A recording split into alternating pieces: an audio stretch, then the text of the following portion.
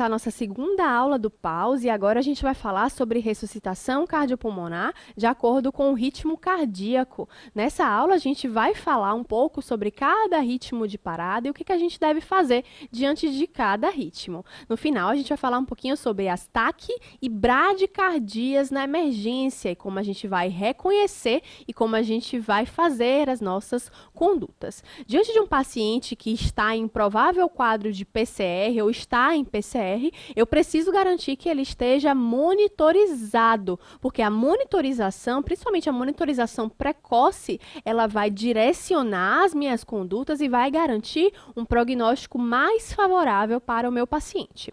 Na pediatria, as principais causas reversíveis de PCR são hipovolemia, hipotermia, hipoxemia, acidose, hipoglicemia, intoxicações e hipo ou hipercalemia. Isso é super importante porque me faz pensar nas possibilidades das possíveis causas de parada para esse paciente. Eu tenho certeza que você sabe que existem ritmos chocáveis e ritmos não chocáveis. E quais são os ritmos não chocáveis? Os ritmos não chocáveis são assistolia e atividade elétrica sem pulso, a famosa AESP. A gente vai ver uma de cada vez. A primeira é a própria AESP, que é a atividade elétrica organizada sem pulso, em que o paciente tem um traçado, né? Um traçado como esse aqui, um ritmo lento, um QRS alargado, mas você não consegue palpar pulso. Ou seja, eu tenho uma atividade elétrica organizada, mas o paciente não tem pulso. Já a sistolia, pessoal, é a famosa linha reta no monitor. Eu olho para o meu traçado e eu vejo uma linha reta. Eu checo o pulso e o paciente não tem pulso. Aí eu já vou falar, ele está em assistolia? Não, eu preciso checar os cabos, checar os ganhos e as derivações, porque qualquer tipo de anormalidade nos cabos, ganhos e derivações podem dar linha reta no monitor. Então, sempre lembre, linha reta no monitor, checar cabos, ganhos e derivações. Se tiver tudo ok, aí eu posso sim dizer que o paciente está em assistolia. Diante de um ritmo que não é chocável, eu preciso iniciar a minha RCP de alta qualidade. Então, se eu estiver diante de uma ESP ou assistolia, eu vou iniciar a minha RCP de alta qualidade. Vou puncionar um acesso vascular para administrar a adrenalina ou a epinefrina, que é a droga da PCR. Você já viu na nossa primeira aula, a adrenalina é a principal droga aqui da PCR e a dose você precisa saber. Eu já te falei na primeira aula e vou te relembrar. 0,01 miligrama por quilo, que é equivalente a 0,1 ml por quilo da solução de 1 para 10 mil. Não é da solução de 1 para 1000, é 1 para 10 mil. Se lembre que a adrenalina ela pode ser repetida de 3 a 5 minutos, a cada 3 a 5 minutos. Pessoal, os ritmos não chocáveis, se houver a necessidade de via aérea avançada, você não vai precisar coordenar as compressões com as ventilações. Um ressuscitador vai realizar as compressões e o outro vai realizar 10 ventilações por minuto através do tubo traqueal. Não caia nessa pegadinha. Se o paciente já estiver diante de uma via aérea avançada, a gente não vai precisar coordenar as compressões com as ventilações. E a cada 2 minutos de RCP, os ressuscitadores vão rodiziar as funções e vão checar o ritmo. Caso o ritmo seja organizado, eu vou verificar o pulso. Em crianças abaixo de 1 ano, o pulso vai ser verificado a partir do pulso braquial. Acima de 1 ano, eu posso utilizar o pulso poplito, eu posso utilizar o pulso femoral ou carotídeo. Não tendo retorno da circulação espontânea, a RCP deve ser reiniciada, tá bom? Vamos lá. Estou diante de um ritmo chocável. Quais são os principais ritmos agora chocáveis? Não se esqueça disso. FV, TV sem pulso. O que é FV? A FV é a fibrilação ventricular e a TV é a taquicardia ventricular. Vi um ritmo chocável no meu monitor, palpei pulso, não tem pulso. O que é que eu vou fazer? Se eu estou diante de um ritmo que é chocável, chocável, eu vou administrar o choque. E o primeiro choque deve ser na intensidade de 2 joules por quilo. Bom, como é o traçado da FV? Como é o traçado da TV? Você precisa, ter isso na sua cabeça. Esse é o traçado típico da fibrilação ventricular e esse é o típico da taquicardia ventricular.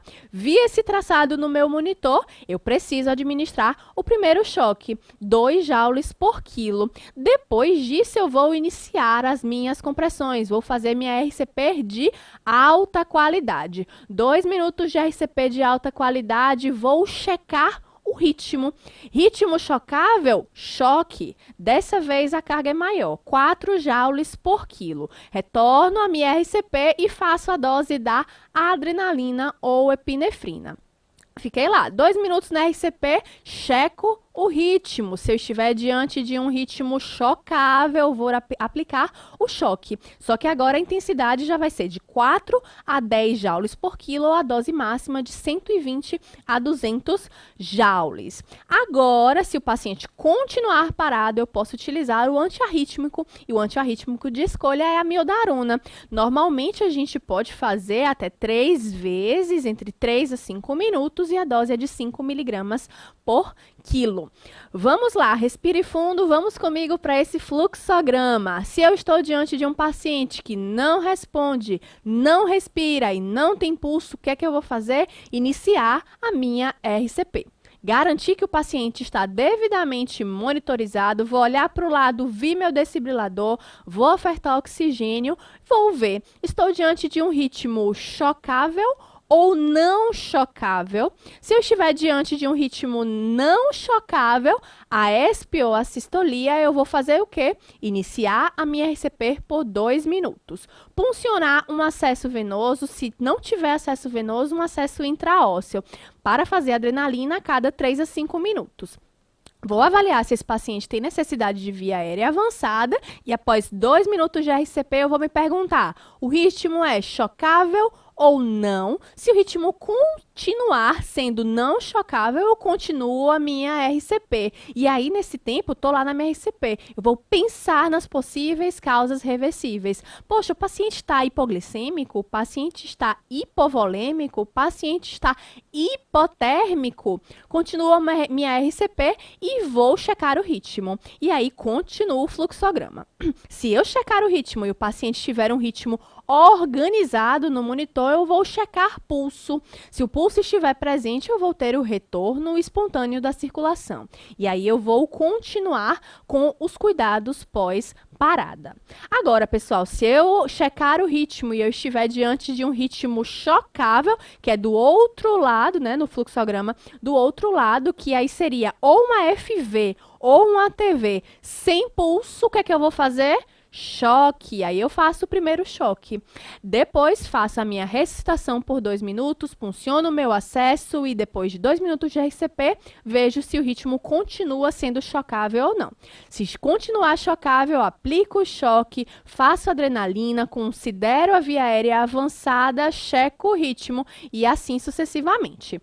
Se o ritmo for chocável, vou aplicar o choque e se persistência do quadro, aí eu tenho indicação de fazer um antiarrítmico, que pode ser a amiodarona ou pode ser também a lidocaína.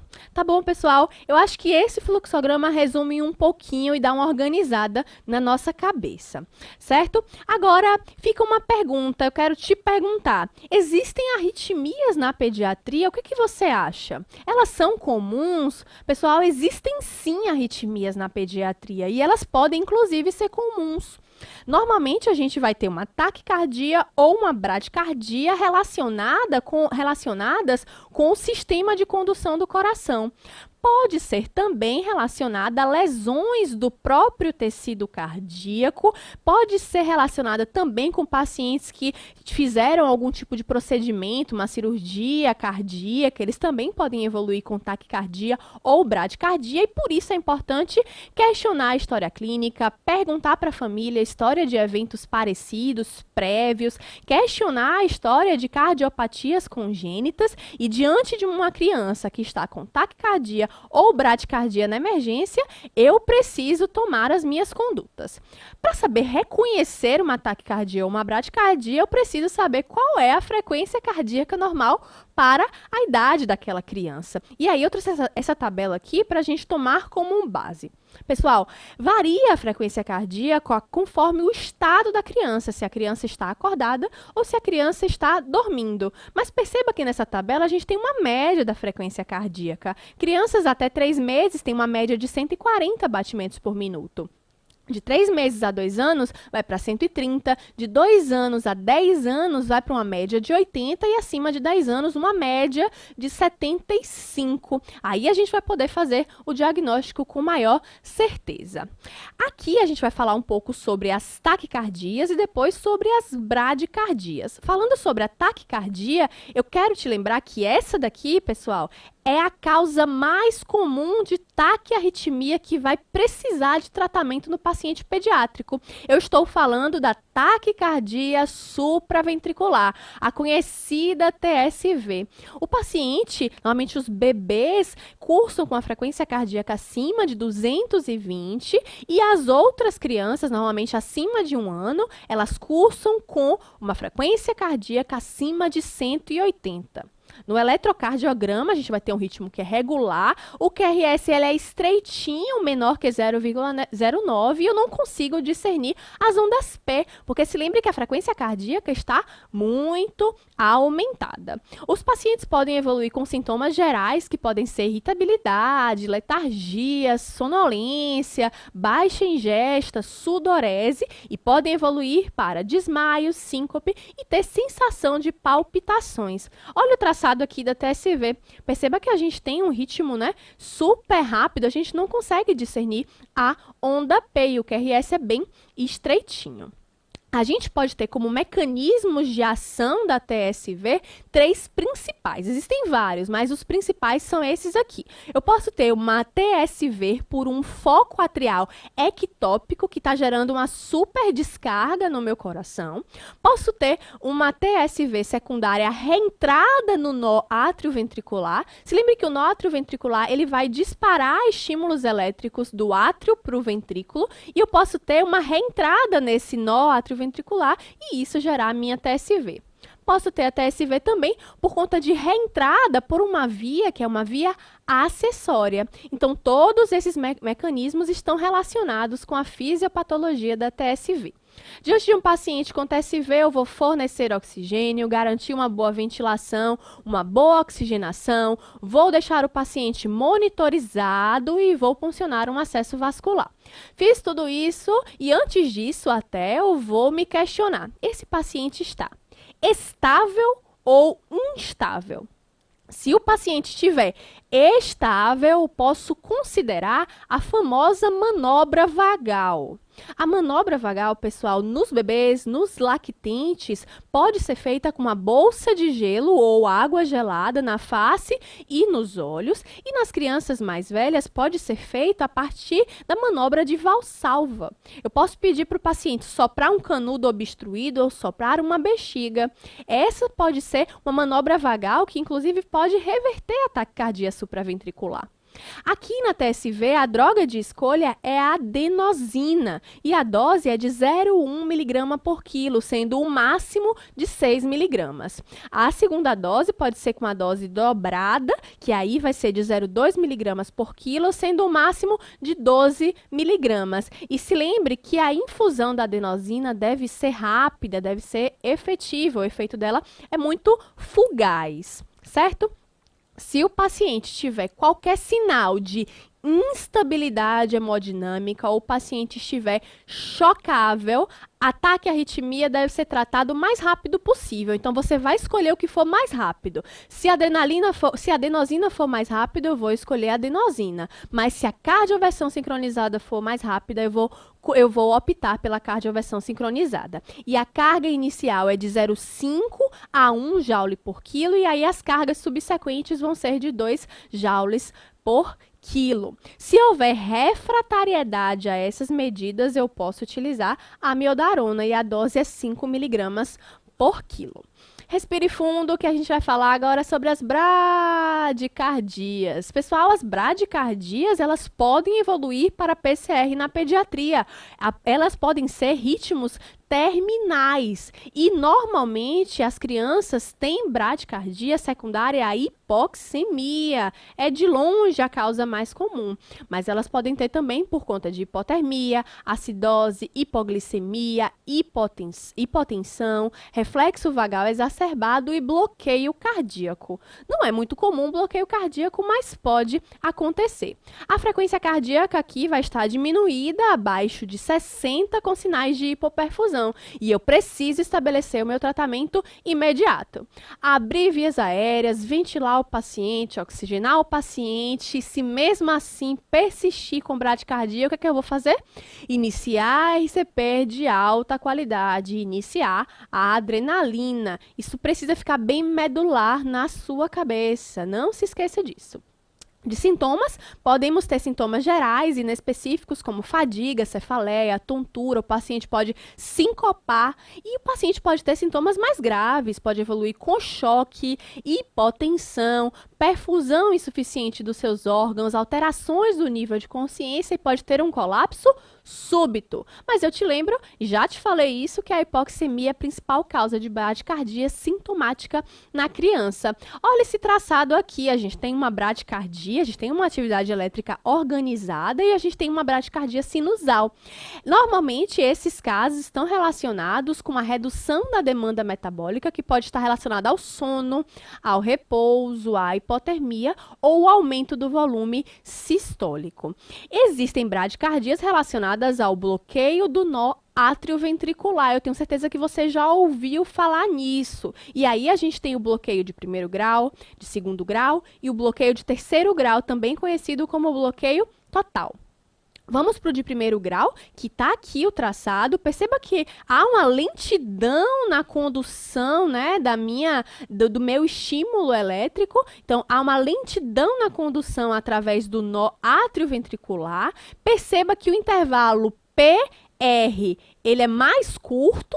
Intervalo PR, ele é mais prolongado e o paciente não costuma ter sintomas. Perceba que o ritmo, ele vai ficando cada vez mais lento, meu PR vai se prolongando. Esse é o bloqueio de primeiro grau. O de segundo grau é aquele em que apenas alguns impulsos atriais vão ser conduzidos para os ventrículos. E aí eu vou ter dois tipos, o Mobius tipo 1 ou o Mobius tipo 2. O Mobius tipo 1 também é chamado de fenômeno de Wenckebach. Perceba que aqui a gente vai ter um prolongamento progressivo do intervalo PR até uma onda P ser bloqueada. E aí o ciclo vai se repetir. Perceba que eu tenho ali, ó, onda P, onda P, onda P, QRS, e depois eu não tenho mais QRS. Onda P, QRS, onda P, QRS, onda P, não tenho mais QRS, certo? Então eu tenho um prolongamento do intervalo PR até uma onda P ser bloqueada e o ciclo se repete. No Mobius tipo 2, né, que é o segundo tipo do bloqueio de segundo grau, eu tenho algumas onda P's que não são seguidas por complexos QRS. Perceba aqui, ó, não tem onda P, não tem um QRS. Normalmente isso está numa relação de duas ondas P's para um complexo QRS. Ó, eu tenho onda P, mas eu não tenho QRS. Esse é o Mobius tipo 2. E o Mobius tipo 3, ou total, eu não vou ter nenhum impulso atrial sendo conduzido para o meu ventrículo. Então, eu não vou ter nenhuma relação entre onda P e o complexo QRS. Esses pacientes podem evoluir para fadiga, tontura e síncope. Pessoal, se a bradicardia persistir, apesar de todas as medidas de ventilação, oxigenação, eu vou proceder com a RCP. Na ausência da melhora, vou fazer adrenalina, que você já sabe a dose. Então, se lembre de avaliar o ritmo, ver que se o ritmo é chocável ou não. Se for chocável, FVTV sem pulso, eu vou aplicar o choque e seguir o meu fluxograma. Se for não chocável, a ESP ou sistolia, RCP, e vou seguir o fluxograma que eu já te mostrei. Sempre lembrar da RCP de alta qualidade com a técnica adequada. Essas foram as referências e a gente se encontra nas próximas aulas.